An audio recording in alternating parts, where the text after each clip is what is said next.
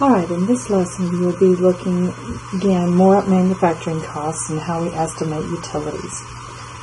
So recall that this is our total manufacturing cost equation that relates raw materials, waste treatment, utility costs, operating labor, and our fixed capital investment, depreciation to be determined later, to the cost of manufacturing.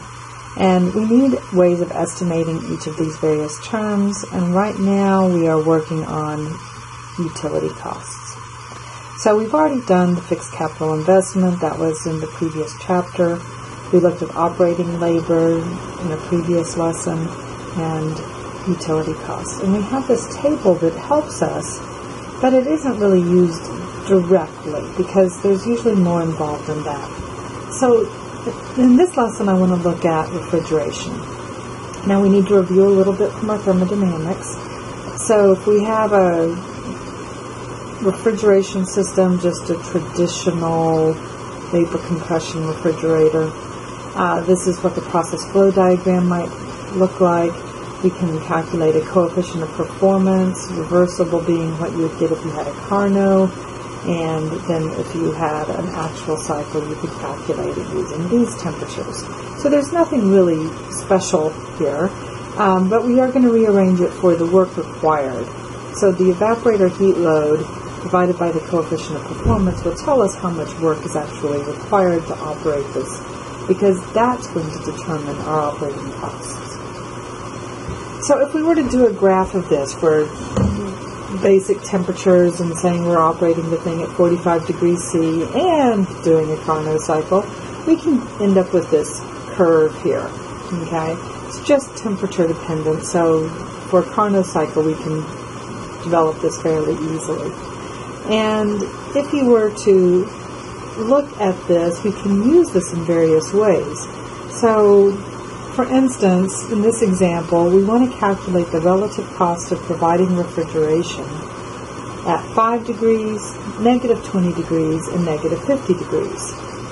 And since we're just looking at relative costs, we can come back to this graph and read the numbers off the graph, or of course we can remember how these are calculated with ratios of temperatures. Be sure, of course, that you're using absolute temperatures. And for these various temperatures, they end up with these values. Obviously, to get 3 sig figs off of that graph, they were using the formulas. So if you do this, these numbers here are not so useful, but I can use these in a relative scale. So if I wanted to compare something cooling to negative 20 to something cooling to 5, I would take the 0.257 and divide it into the 0.144 and use that as a multiplier. Similarly for any of these. Okay? So this can be very useful because it allows us to scale our costs based on our cooling needs. So let's now look at an example where we have a basic vapor compression refrigeration cycle, and we're doing this operating it at 5 degrees C as our cooling. We're using refrigerant 152, and all of the process conditions are defined over here. Now, of course, from thermodynamics, you would know how to do all of these calculations, but just, here they are, kind of a gift. Okay? So, what I would need to do is figure out what my circulation load is for 1 gigajoule per hour. If I look at those, then it turns out that I'm going to have a flow rate of 65 kilomoles per hour. If it's 75% efficient compressor, okay, then I'm going to end up with 66.5 kilowatts of power required. Okay. Then I can figure out my condenser duty, all of this just using enthalpy values, going back to, again, the thermodynamics. Okay? You calculated all of these things in previous courses. It just never really did too much with it beyond that. So we're using those same numbers, the same calculation schemes that we did in previous courses. And now then, if I want to look at the compressor work per unit of cooling, okay, then I'm just going to divide by the duty of this evaporator. Okay? And so it's 0.23 kilowatts per gigajoule, okay, per hour. It's a strange unit.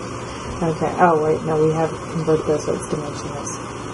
Okay, so 0.2394. Now if it were a Carnot cycle, we had said it was going to be 0.144, right? But this isn't a Carnot cycle. Those aren't real. So now let's look at our costs. Now, I had calculated the compressor power just the way I did in thermo, okay? And then multiply that by the electricity cost.